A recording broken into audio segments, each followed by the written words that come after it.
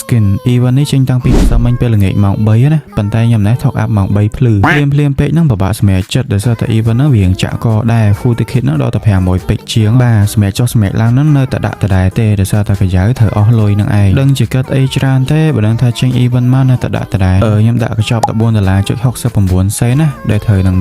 1135ពេកទទួលស្គាល់មែនថា even ហ្នឹងចេញមក free ticket អីរឿងចាក់កបន្តិចប៉ុន្តែពេលដែល top up បានច្រើនទៅអារបស់ហ្នឹងក៏បានច្រើនមកវិញតាមនឹងដែរខ្ញុំដាក់កញ្ចប់